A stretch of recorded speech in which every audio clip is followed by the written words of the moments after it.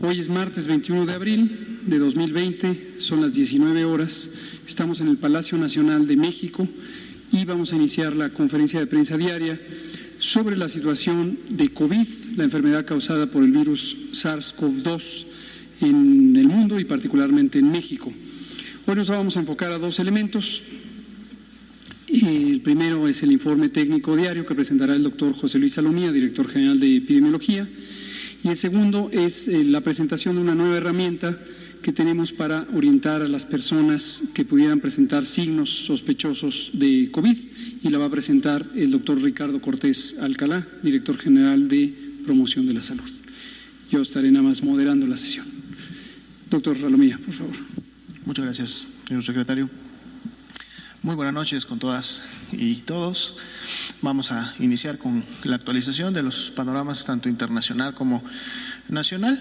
Esta imagen que la venimos ya viendo desde hace un buen tiempo. Hoy día tenemos un puntito porcentual menos, 47%. Vemos cómo sigue contrayéndose la pandemia, recordando que este 47% representan las personas con inicio de síntomas, casos confirmados con inicio de síntomas precisamente en los últimos 14 días y que por lo tanto pues representan la actividad de la pandemia en sí, de las diferentes epidemias que están pasando en los países. Prácticamente no hubo un movimiento puntual en la diferencia entre la región de Europa y la región de las Américas, aunque se mantiene aún por poquito todavía la región de las Américas incrementado en concentrar la mayoría, digamos, de los casos en el mundo, ¿verdad? 45.6%. La siguiente diapositiva podemos ver tres datos que tienen que ver con casos confirmados por laboratorio.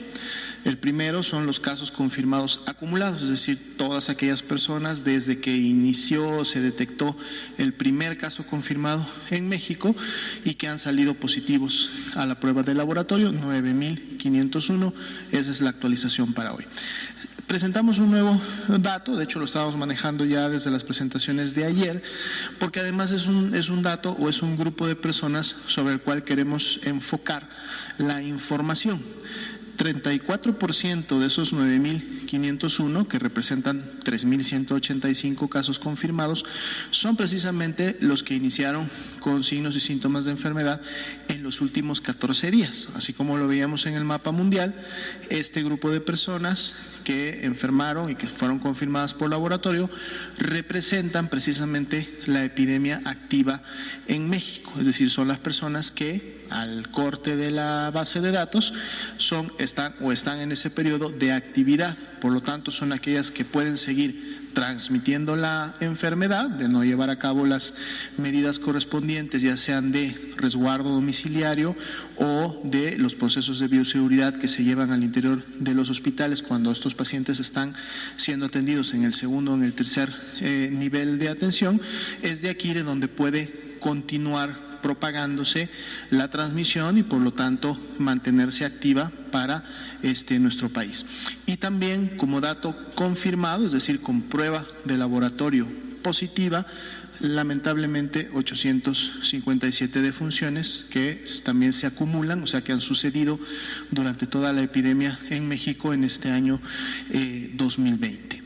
En la siguiente diapositiva, y vamos a ver en todas las que siguen justo este enfoque, estamos hablando de este 34%, o sea, una tercera parte de todos los casos que se han confirmado en México, pero que como decía, representan la epidemia activa, son los casos que en los últimos 14 días se han llevado a cabo. Y entonces también vemos una distribución de estos 3.185 casos en el territorio nacional y en el mapa que de alguna manera estábamos ya acostumbrados también a ver con la carga total de enfermedad, pero ahora un mapa que nos permite dar un seguimiento más puntual, porque al estar dando seguimiento a la epidemia que se encuentra activa, podemos ver precisamente en cada una de las entidades federativas y en base a la carga de enfermedad, que es la que representa este este mapa dónde está sucediendo la transmisión más reciente y dónde entonces podemos tener el riesgo de que la transmisión continúe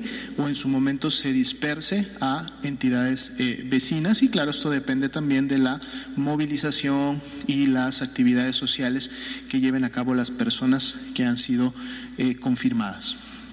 En el siguiente gráfico vemos la distribución de estos 3.185, pero ahora por carga de enfermedad, es decir, cantidad de casos, para que en su momento también podamos ver esa distribución por entidad. Es una tabla similar al mapa, nada más que aquí la ponemos para que ustedes puedan tener los datos puntuales, o sea, la carga de estos últimos 14 días distribuida por entidad federativa.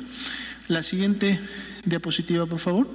Aquí vemos la tasa de incidencia, que igual es una tasa de incidencia por 100,000 habitantes, pero que está ajustada a los 3.185 casos confirmados. Estamos viendo una tasa de incidencia de la actividad, ¿no?, de lo que se encuentra activo de la epidemia en México. Y bueno, esto puede contrastar también un poco con el primer mapa, que es el que nos muestra en las escalas colorimétricas. La color más oscuro nos estaría hablando de más carga de enfermedad. Igual aquí, un color más oscuro nos habla de una tasa de incidencia más elevada y por lo tanto una transmisión y una afectación poblacional más elevada para el Estado, y que además, al estar en una base poblacional, nos permite entonces sí hacer una comparación entre entidades federativas y decir dónde está ocurriendo la transmisión y la dispersión más reciente de la enfermedad. Más allá que esté pintado todo el Estado, ustedes saben que en el mapa municipal, que también se actualiza todos los días, podemos tener la puntualidad al interior de cada entidad federativa de dónde está concentrada la transmisión, si es dispersa para la entidad federativa o si se encuentra concentrada en algunos de sus principales municipios que tienen a lo mejor la mayor intensidad demográfica. En la siguiente diapositiva tenemos esta misma tasa que la vimos en el mapa, pero ahora distribuida en su momento para que ustedes puedan identificar en el orden de mayor tasa de incidencia a menor tasa de incidencia cuáles son estos estados que están teniendo la actividad más reciente o la epidemia activa en México. La siguiente diapositiva, por favor. Aquí vemos la carga acumulada también de estos 3.185 casos, es decir, cómo se va acumulando en función de las últimas semanas. Y entonces podemos ver cómo, a medida que va avanzando el tiempo, los días, lógicamente tenemos la mayor carga acumulada, es decir, una transmisión más reciente. Cuando nos vamos a los últimos días, vemos que realmente ya son pocos los casos que se encuentran activos, lo cual nos habla precisamente de una epidemia activa y que todavía se encuentra transmitiéndose entre la población. La siguiente, por favor. Ahora sí entramos en el análisis de las defunciones, de estas 857 lamentables defunciones que han ocurrido.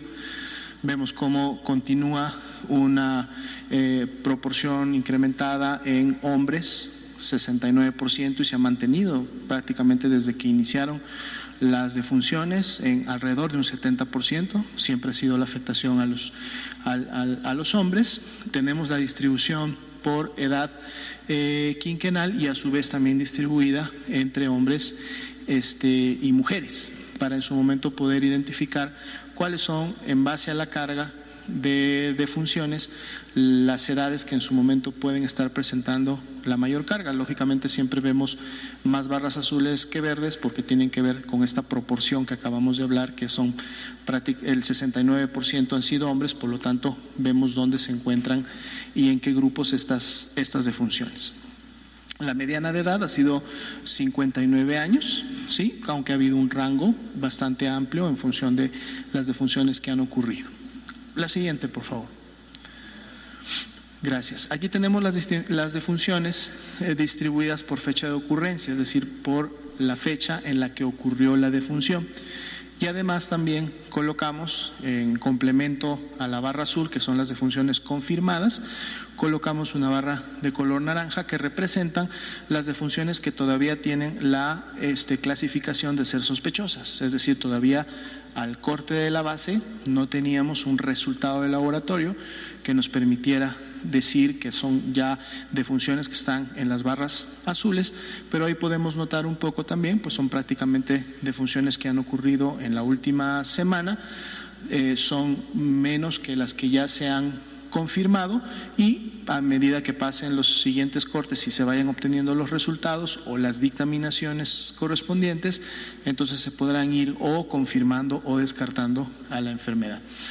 En la siguiente diapositiva tenemos también ahora la distribución de defunciones confirmadas y defunciones sospechosas, ahora agrupadas por entidad federativa en donde ocurrió la defunción. Y ahí también entonces podemos notar en su momento cuáles son las entidades federativas que pudieran tener un incremento en las defunciones en los siguientes días, en la medida que las barras de color naranja se vayan confirmando o descartando.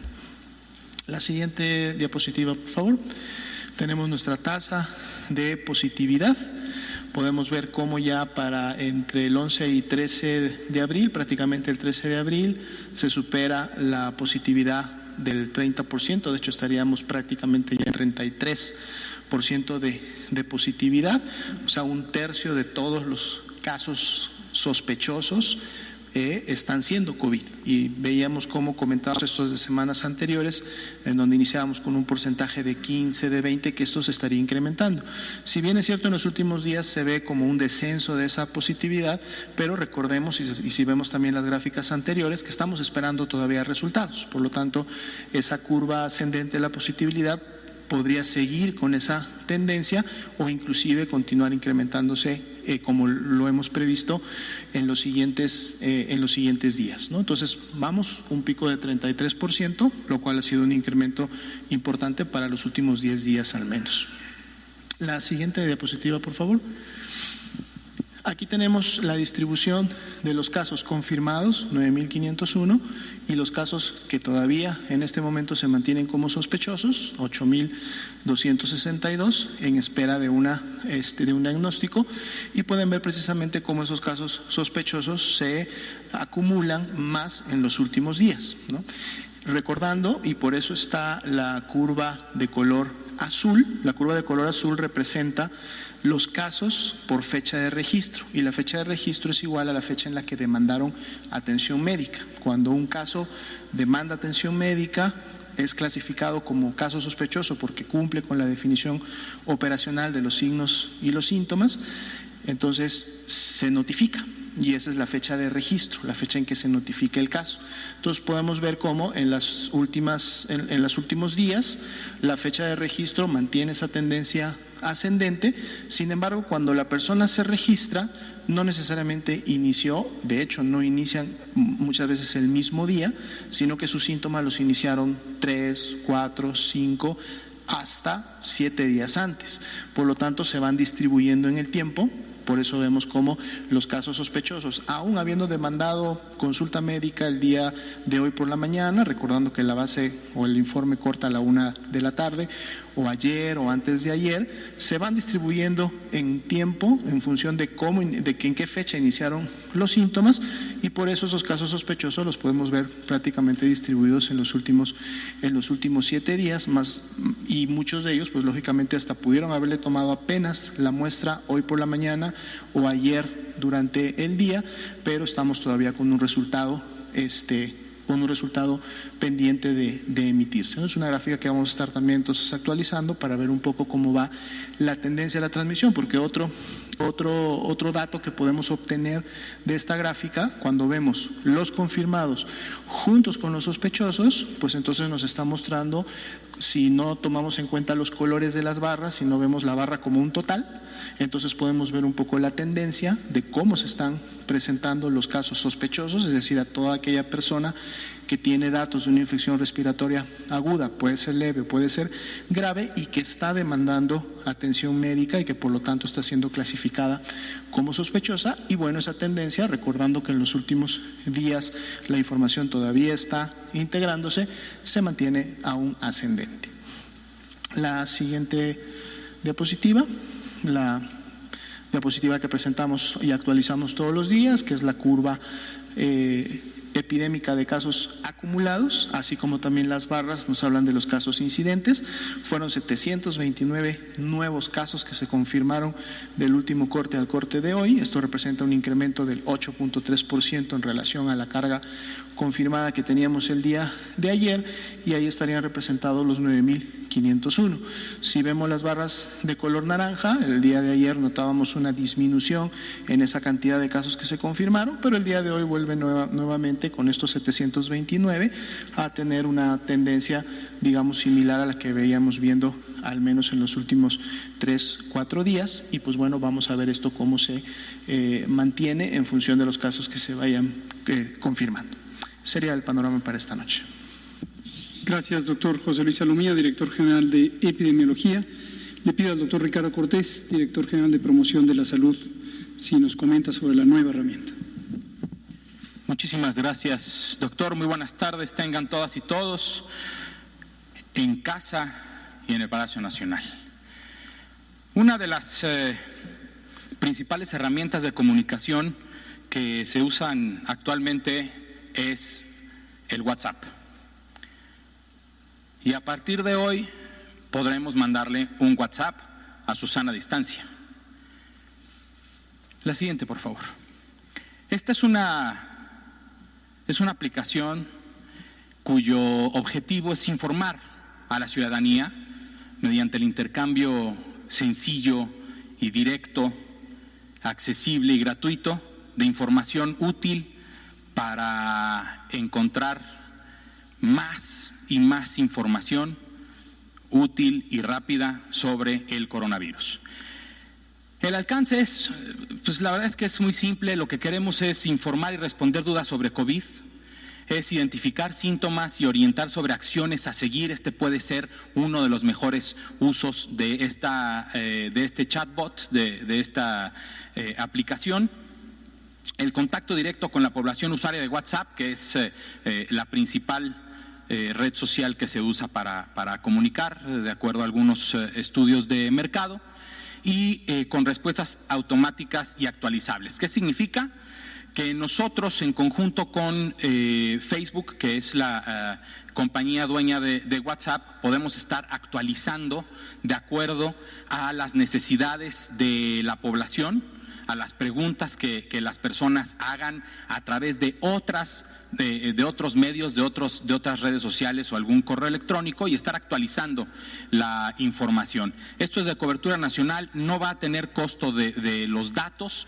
Esto es importante, y pues es también importante que, dado que es un robot que contesta las dudas que se tienen de acuerdo a un menú específico, pues es una disponibilidad 24 horas, 7 días a la semana. La siguiente, por favor. Tenemos el contacto de su sana distancia, y lo que hay que hacer es mandarle un mensaje que diga hola. En el momento que nosotros mandamos un mensaje con hola, va a desplegar este mensaje. Hola, soy Susana Distancia, el canal oficial del Gobierno de México, que ayudará a dar la mejor información y más puntual con base en la información de la Secretaría y de la Organización Mundial de la Salud. Tiene 6 opciones, del 0 al 5, y asumiendo que yo ahorita envío la opción 1, la siguiente, por favor, entonces me despliega qué es el COVID y cómo se transmite. Despliega una imagen en donde se puede ver literalmente cómo se transmite el COVID, como el doctor López-Gatell ya lo ha hecho aquí, achú, pero sin taparse, o sea, achú, así, nada más.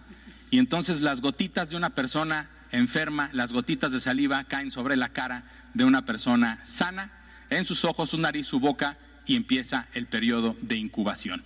Esta información, como les digo, es actualizable. Son 6 opciones diferentes de información, y vamos a estarlas actualizando conforme pasan los días.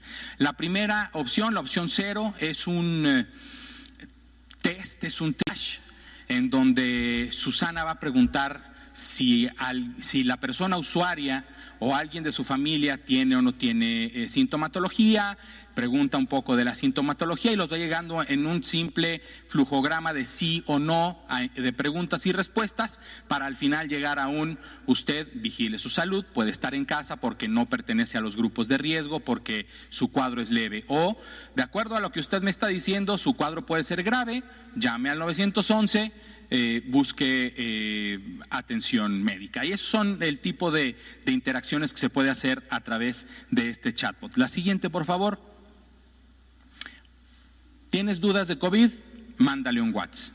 Si ahorita usted que está en su casa viendo la televisión le toma una fotografía a este código QR, lo va a llevar a descargar el contacto de su sana distancia. Y ahí puede empezar a interactuar con este chatbot. Escanea el código QR, escribe hola, pregúntame tus dudas y sobre todo quédate en casa, es lo que dice su sana distancia. El teléfono también, si lo quieren guardar, es 55 86 33 85 89. Muchísimas gracias. Gracias, doctor Ricardo Cortés, director general de Promoción de la Salud. Abrimos a preguntas y respuestas. Ángeles Cruz, Bianca y usted. Y de este lado ustedes dos. Gracias, buenas noches. No, usted también, ya le debo varias, exacto. Buenas noches, Ángeles Cruz del periódico La Jornada. Quisiera yo pedirle, veo que ha cambiado la modalidad de presentación de los datos y perdimos, entre comillas, el tema de los ambulatorios, los hospitalizados y los intubados, que yo creo, además de que a nosotros nos gustan mucho los números, efectivamente, sí nos ayuda a aterrizar cómo va, ¿no?, el tema de la ocupación hospitalaria, y si junto con eso pues sí también nos proporcionan los datos de la ocupación hospitalaria. Más o menos se ha sabido, ¿no?, lo que pasa en la zona metropolitana, pero si con mayor puntualidad pudiéramos tener esa información de cómo van ocupándose sobre todo las camas para pacientes críticos y lo que va quedando o lo que se va agregando con nuevos ventiladores, en fin, esa información sí periódicamente nos la pueden dar. Muchas gracias. Y lo otro sí diario, si pudiera ser, ¿no?, lo de los cómo se distribuyen los pacientes entre ambulatorios y hospitalizados y los críticos. Si esto también puede ser por regiones y incluir específicamente, le voy a preguntar ahora sobre la frontera norte. Lo que ha pasado, lo que ocurrió en días pasados, más bien con el gobernador, a mí me parece, o usted dígame, es como una gran preocupación de lo que pueda venir en aquella región para los próximos días, porque a lo mejor si aquí en la Ciudad de México estamos preocupados por la ocupación hospitalaria, la suficiencia de camas, no sabemos realmente bien a bien cómo está la disponibilidad en Tijuana y en toda la franja de la frontera norte, la disponibilidad de estas camas, sobre todo las de terapia intensiva. Yo quisiera que me hiciera un comentario al respecto, en ese sentido, cómo van allá. Y también ha salido de pronto en la tasa de incidencia el estado de Tabasco, que es del otro lado, está como en el segundo lugar ahora por casos de incidencia, sobre todo pensando que ahora lo están presentando por casos activos, lo que habla de que algo está pasando ahí. Si también, por favor, me hace un comentario de esto. Y si también en la información nos incluyen, por favor, los números, la cantidad de municipios donde hay transmisión. En los días que las presentaron iba subiendo ese indicador y ahora ya no lo tenemos. Eso es lo que yo quisiera saber, sobre todo el tema de la frontera norte y la disponibilidad, o cómo va ahí también la reconversión hospitalaria, cuál es la meta. Con mucho gusto. Hizo más de las dos preguntas acordadas, pero creo que todas son útiles y son de interés general. Y qué bueno, Ángeles, que usted es muy perspicaz y nos hace estos señalamientos, que desde luego son completamente bienvenidos. Hoy, precisamente por la mañana, anunciamos formalmente el inicio de la fase 3. La fase 3 implica un cambio de modalidad en el abordaje, que es parte de la estrategia. No es un cambio de estrategia, es una nueva fase de la estrategia, así como en su momento transicionamos de la fase 1 a la fase 2 y cambiaron varios elementos de la estrategia. Uno de ellos es la vigilancia epidemiológica. Y retomo, apelando a su memoria, que cuando pasamos de la fase 1 a la fase 2, activamos el modelo de vigilancia centinela, siempre vigente desde el 2006 para la influenza, pero incorporamos la vigilancia centinela de COVID. Y quizá recuerdan que México es uno de 3 países que fue propuesto o seleccionado por la Organización Mundial de la Salud, o a través de la Organización Panamericana de la Salud, para hacer el pilotaje del uso de vigilancia centinela como un modelo de práctica en la epidemia de COVID. Eso no quiso decir que se suspendiera el elemento de vigilancia generalizada, ni tampoco el elemento de vigilancia orientada a la detección de casos sospechosos. Entonces, se sumó el elemento de vigilancia centinela. Hemos dejado también en claro que la vigilancia centinela aplica fundamentalmente para los casos leves, que es donde se hace uso de la eficiencia de este modelo con las 475 unidades, pero los casos hospitalizados, los casos graves y desde luego las lamentables defunciones se registran en las más de 26,000 unidades del Sistema Nacional de Salud. Entonces fue un cambio de práctica donde se puso un elemento adicional. Ahora que entramos a la fase 3, también hacemos un cambio de práctica que se suma a los dos anteriores. Los dos anteriores siguen, pero ahora tenemos un elemento de especial interés. Y también tenemos un ritmo diferente de la información, porque precisamente, como correctamente señala usted, el énfasis ahora está en la ocupación hospitalaria. De las distintos elementos de interés, las características clínicas, la distribución geográfica, la ocurrencia en el tiempo, los grupos de riesgo, etcétera, etcétera. Ahora un elemento crucial, porque es el definitorio del riesgo en fase 3, es la probabilidad de que se saturen los hospitales. ¿Por qué no lo trajimos hoy? Por 3 razones. La primera, jurídica. Hoy, en pocos minutos, todavía no me avisan que haya ocurrido, se publicará en la edición vespertina del Diario Oficial de la Federación el acuerdo del Consejo, del presidente del Consejo de Salud General, el doctor Jorge Alcocer, quien además es el secretario de Salud, que incorpora lo que ayer aprobó el Consejo. Y entre estos elementos está la obligatoriedad de la notificación a la red de vigilancia de ocupación hospitalaria por parte de las entidades federativas. Entonces, hoy entra su carácter legal, no podíamos anticiparnos con algo que ya tenemos en la parte técnica, pero que hoy cobra un carácter oficial. El segundo es la organización de los distintos territorios de interés. ¿A qué me refiero con ello? A lo largo de los últimos 10 días, para cubrir de manera más eficiente el apoyo federal a las distintas zonas de alta transmisión, se han designado coordinadores del gobierno federal, coordinadores y coordinadoras, que apoyen a una serie de aspectos que tienen que ver con la operación más allá del Sistema Nacional de Salud. Y estos coordinadoras y coordinadores también están auxiliando poco en acuerpar o acompañar el proceso de reconversión hospitalaria en los aspectos que tienen que ver más allá del sistema de salud. Les pongo un ejemplo muy concreto. El canciller Marcelo Ebrard ha sido designado como coordinador de los coordinadores y él ha jugado un papel crucial, que se lo agradecemos mucho, en la formulación de este acuerdo con el sector privado, que esta misma mañana volvimos a hablar de él, y es el tipo de acciones que van más allá del sector salud en sí mismo. Y la tercera razón es que las distintas regiones tienen una práctica de notificación cuyo enfoque va más allá de una entidad federativa. Entonces, tradicionalmente, los eventos de interés en vigilancia epidemiológica se notifican por cada estado, pero aquí estamos hablando de regiones que son multiestado. El ejemplo más claro, la región metropolitana del Valle de México, y aquí la doctora Sheinbaum ha sido propuesta para que cumpla este papel de coordinación por la buena relación que tiene con el gobernador del Mazo, y ya fue de hecho nuestro primer modelo de coordinación. Pero entonces la información que ella misma presenta todos los días es la información de la zona metropolitana. Entonces, por todas estas razones, no quisimos meter un elemento de confusión ahorita, cuando todavía todo esto está en vías de aterrizarse.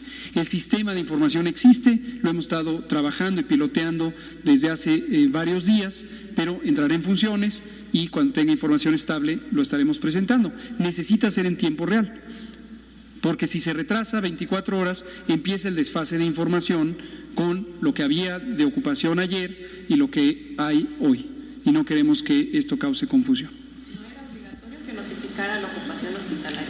No, para este elemento no era un elemento constitutivo del sistema de vigilancia epidemiológica, lo empezamos a preparar en fase 2 y ahora ya se piloteó, ya lo estaban utilizando, pero no era un elemento obligatorio. Entonces no sabemos cómo está la ocupación hospitalaria. Sí lo sabemos, pero con un mecanismo que no es eficiente. Era eficiente para fase 2, donde no hay una velocidad de ocupación tan grande, pero definitivamente no sería eficiente para fase 3.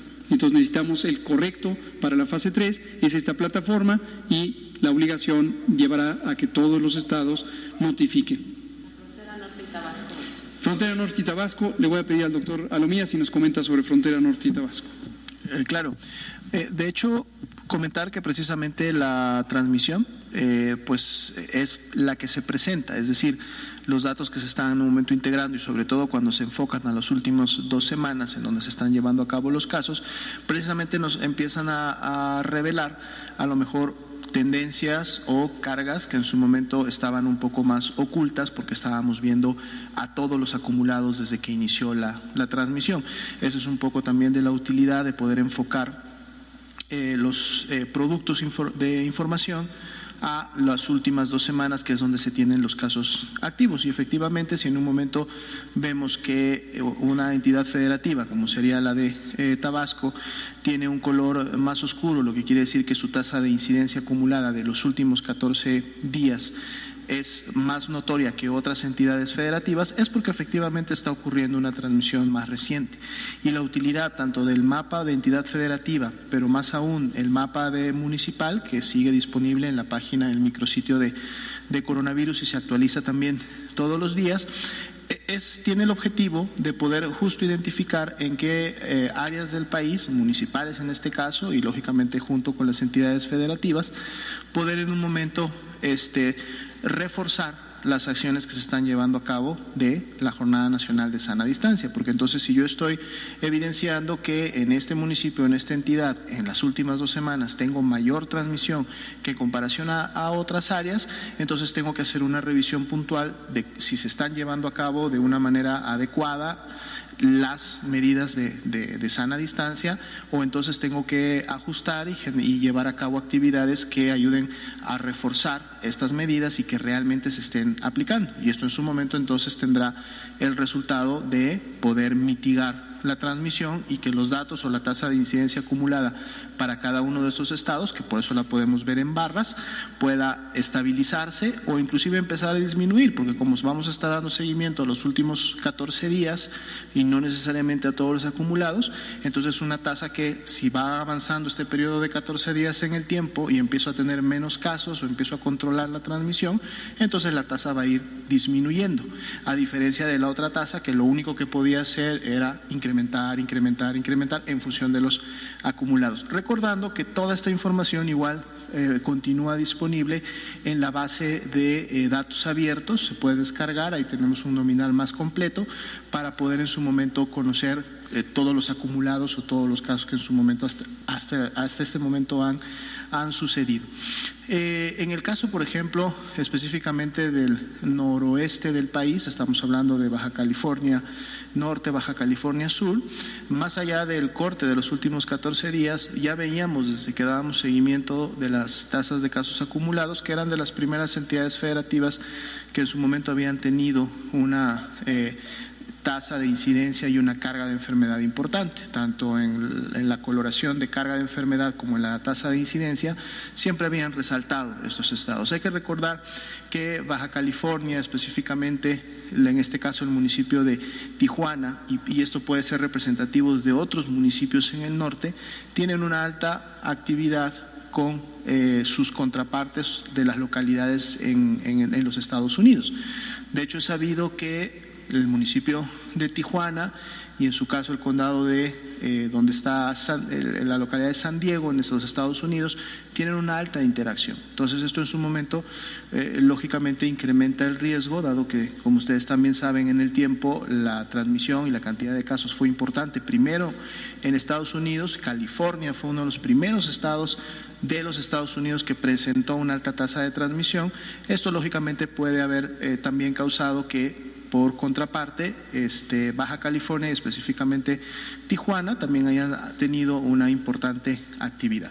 Y es un poco precisamente lo que quiere revelar este mapa, más allá de ver cuáles son los estados que están acumulando la mayor cantidad de casos o que estos casos hayan sucedido ya muy atrás en el tiempo, es focalizar en dónde está sucediendo en los últimos 14 días.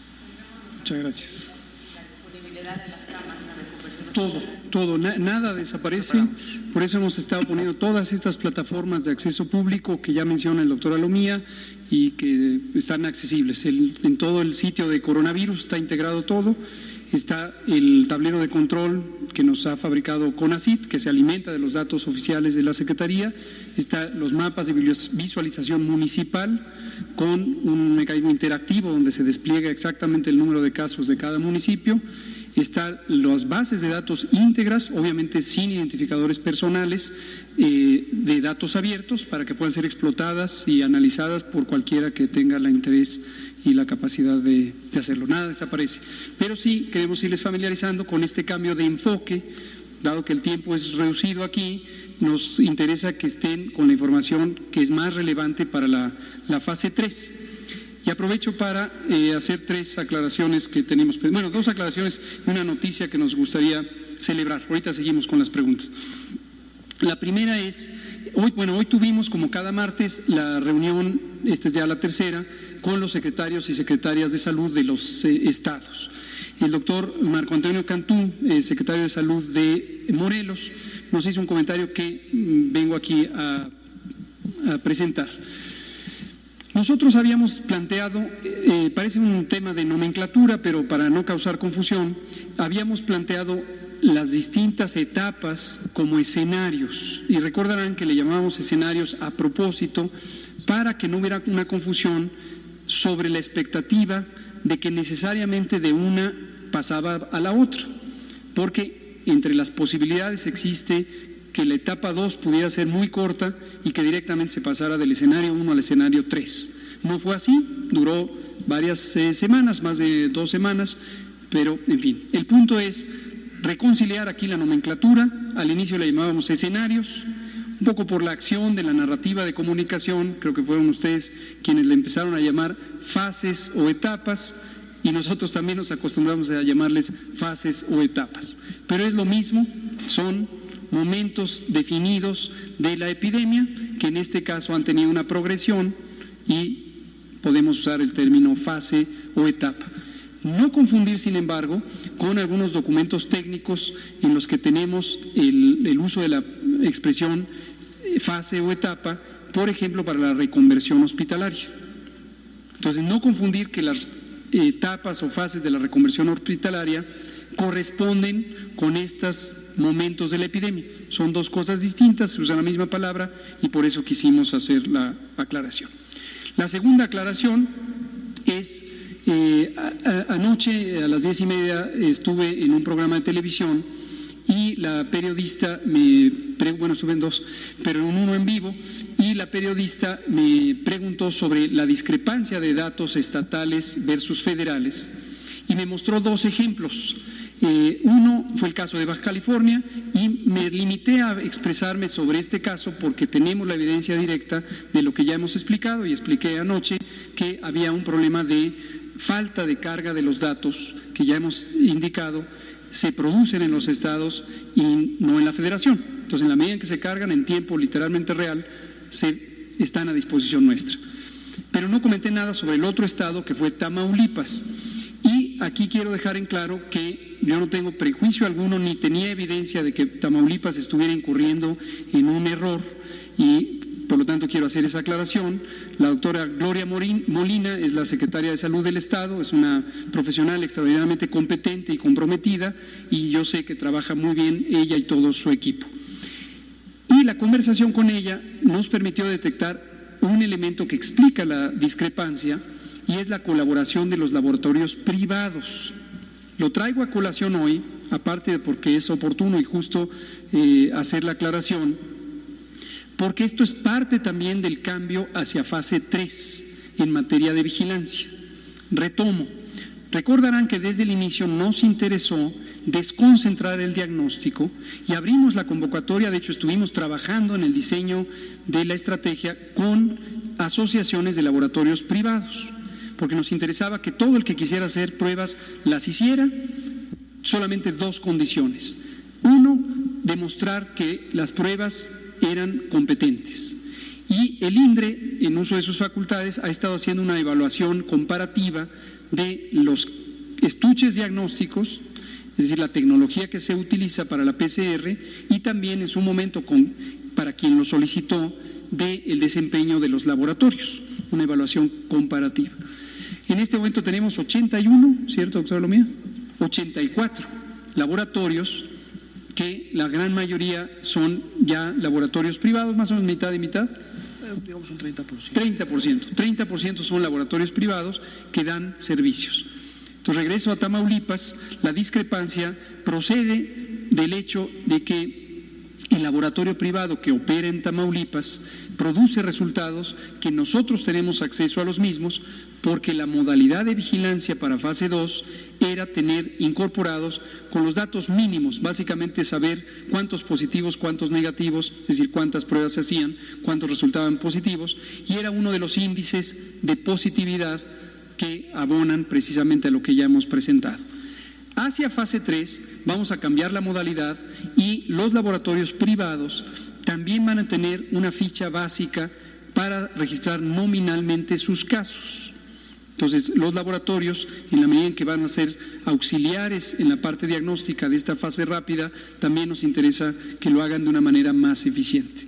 Esto explica, y quería dejarlo en claro, mi respeto y amistad con la doctora Gloria Molina, secretaria de Salud de Tamaulipas.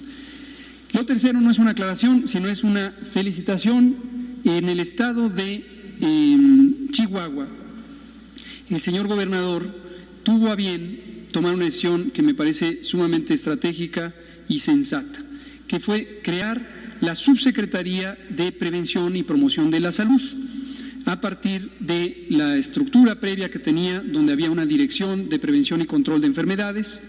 Y queremos felicitar al señor gobernador Javier Corral por esta atinadísima decisión, pero también felicitar a la persona que fue designada para ocupar por primera vez el cargo de subsecretaria, que aparece en la fotografía, y es la doctora Mirna Florencia Beltrán, quien era la directora de Prevención y Control de Enfermedades desde 2017, desde septiembre de 2017, y ahora se convierte en la primera subsecretaria de Prevención y Promoción. Es una profesional también estupenda, muy comprometida, muy competente. Ella es enfermera general de origen, también es médica cirujana y es maestra en gestión directiva de salud. Felicidades, querida doctora Mirna Beltrán. Sigamos con preguntas. Estaba Bianca, y nos vamos a ir allá atrás, porque no hemos dado la mano allá atrás. Usted de amarillo. Gracias, buenas noches a todos. Bianca Aguirre de Notimex Televisión.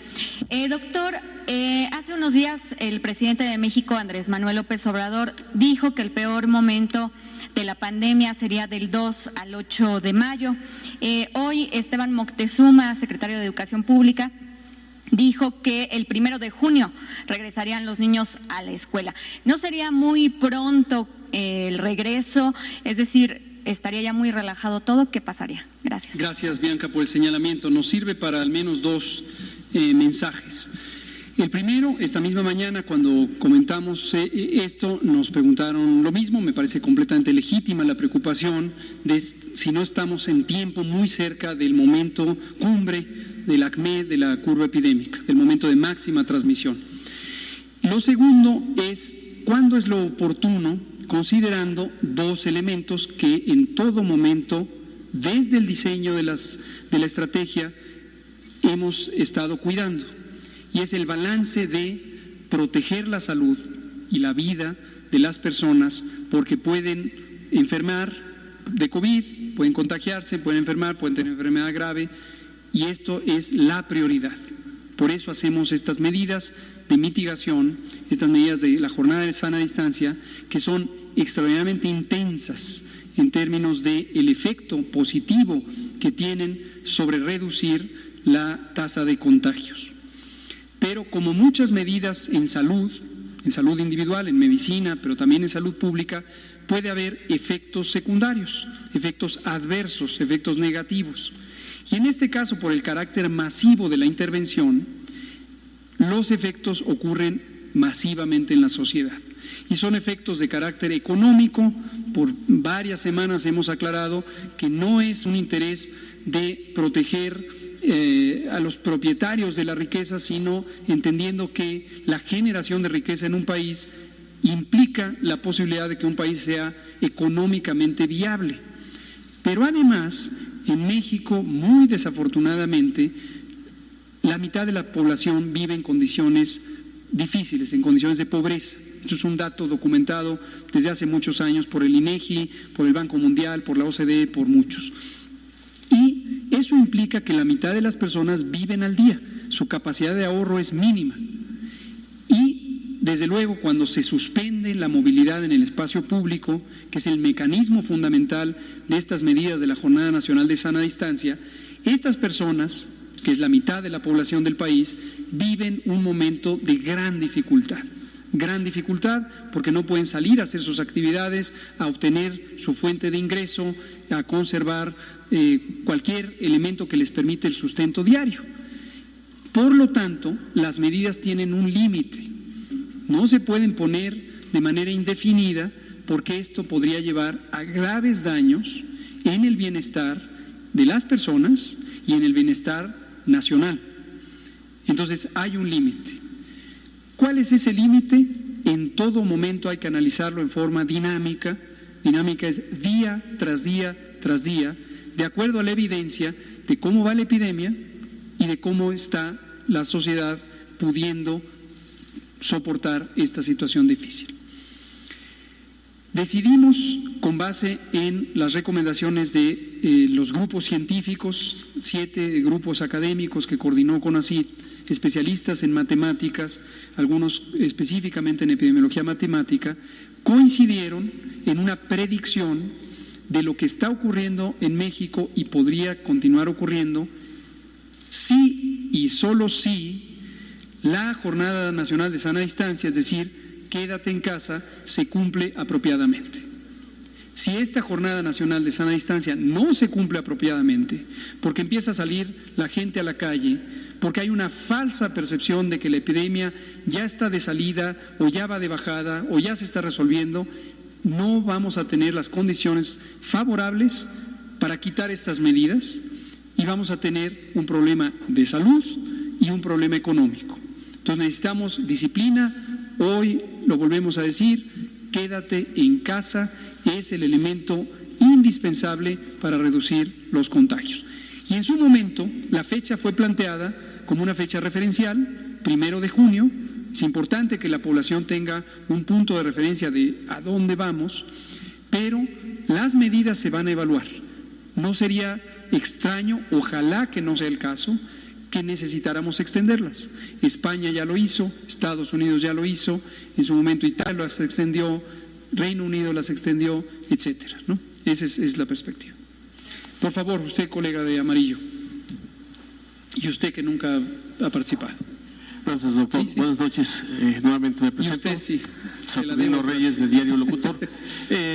Son 2 preguntitas muy sencillas. La primera, esto que acaba usted de mencionar de quédate en casa, en el país, ¿realmente qué porcentaje de la población le está haciendo caso? Y sí me gustaría que volviera a dirigirse a la nación, porque si ya estamos en la fase 3, como se declaró hoy en la mañana, ¿por qué hay ese temor de que se pueden saturar los hospitales si realmente la gente no está saliendo de su casa, si solamente es un porcentaje mínimo el que tiene que salir a trabajar por la necesidad económica? Aunque todo el país tiene la necesidad económica, pero solamente un porcentaje, no se puede paralizar esto.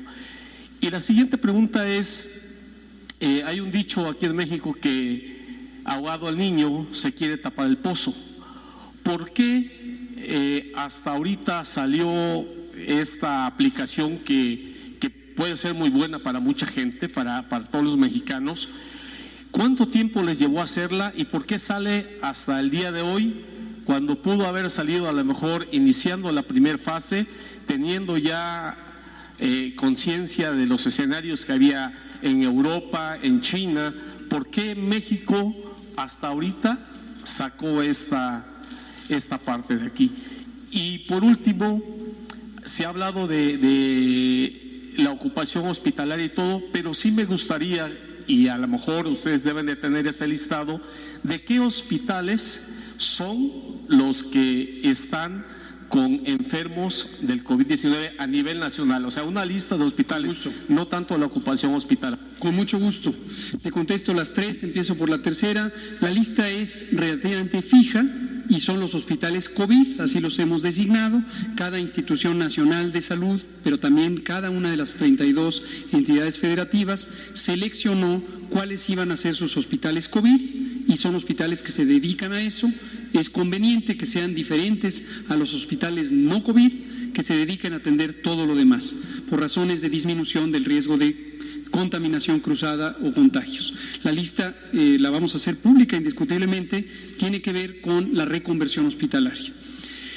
La segunda pregunta y la primera pregunta interesantemente están relacionadas y le agradezco que las haya hecho juntas. Porque el fenómeno, su segunda pregunta es ¿por qué en este momento presentamos una aplicación donde Susana Distancia asesora sobre cuáles son las características clínicas y las condiciones de riesgo y donde podría ponerse el énfasis de prevención? Hay un fenómeno bien descrito en salud pública, proviene de las ciencias sociales, que se llama fatiga informativa. Si uno presenta información, esta información permanecerá en la atención pública por cierto tiempo. Primero, por la memoria de los individuos. Las personas, llega un momento en que se nos olvida lo que nos dijeron. Hay quien se le olvida lo que le dijeron en la mañana, pero hay quien se le olvida lo de hace 6 semanas, etcétera, ¿no? Pero no es solo la memoria, que es una de las funciones superiores de la mente, sino es la atención, que es la otra de las múltiples funciones superiores de la mente humana. La atención compite por otros elementos informativos. Ustedes como comunicadores y comunicadoras lo saben muy bien, cuando empiezan a surgir otros elementos de interés, las personas tendemos a perder atención de aquellos elementos que no son inmediatamente relevantes. Y en el momento en que los necesitamos, decimos, sí, me dijeron que había esto, y ya se me olvidó. Entonces seleccionamos este tipo de herramienta y otra que volveremos a recordar que existe, que sí pusimos en fase 2, que es precisamente un mapa para georreferenciar dónde está la disponibilidad de atención de los hospitales COVID. Es más, sus 3 preguntas son las que están relacionadas. Entonces, por eso seleccionamos esto para el momento de fase 3 tener ya esta aplicación como un elemento de asesoría justo cuando la epidemia está en la fase de ascenso rápido. Y su primera pregunta es sobre la movilidad en el espacio público. La movilidad en el espacio público lo que quiere decir es salir a la calle, ir al trabajo, ir a la escuela, ir a parques recreativos o cualquier evento de recreación. Y son las 3 actividades humanas más frecuentemente provocadoras de que uno esté en el espacio público: trabajo, escuela y recreo. En la medida en que las intervenciones de seguridad sanitaria mexicanas aplican el concepto general de mitigación, en este caso particular, dirigiéndose a lo que le llamamos factores estructurales de la movilidad en el espacio público. Esto quiere decir las condiciones de vida que nos llevan a salir de casa. ¿Por qué salimos de casa? Por estas 3 razones. Podemos salir por muchas otras, pero estas son las 3 más frecuentes. Las intervenciones en México no van dirigidas al individuo, diferente a lo que hemos visto en Europa, donde el sujeto de la intervención es el individuo. Y por eso en Europa, más otras razones, se optó en algunos países por el uso de la fuerza pública para persuadir a los individuos que no salgan de casa. Y en México no. En México optamos por dirigirnos a los elementos que hacen que las personas salgan. Pero si no tienen que llevar a los niños a la escuela, no tienen que ir a trabajar y todos los sitios de recreación están cerrados, ya no tienen motivación para salir. Y eso es lo que facilita el resultado que hemos visto. 73% en el momento cumbre, después tuvimos un incremento, particularmente en la Ciudad de México llegamos hasta 82% de reducción de la movilidad. Esto quiere decir que queda menos del 20% circulando. Esto varía naturalmente de estado a estado porque la población es distinta, la actividad económica y social es distinta, etcétera. Pero en promedio tenemos de manera sostenida cerca del 67% de reducción, es decir, solo queda 23% en el espacio público. Y esto es muy benéfico. Un día les traigo próximamente parte de lo que nos entregaron los asesores científicos, matemáticos, que es la relación entre el porcentaje de reducción de movilidad y uno de los indicadores críticos de la transmisibilidad, que es el número básico de reproducción. Entonces, tenemos optimismo de constatar por fuente directa, por distintos monitoreos, la reducción de movilidad, pero también nos permite juzgar, lo que decía Bianca hace un rato, si vamos bien o vamos mal, porque antes de ver los casos, lo que vemos es el efecto de la causa de lo que produce los casos, que es que empiece a recuperarse la movilidad en el espacio físico. Cierro diciendo lo siguiente. Por cierto, en tiempo real ya se publicó el acuerdo oficial hace 18 minutos. Y lo que tenemos ahí es que pusimos una disposición que está en la Ley General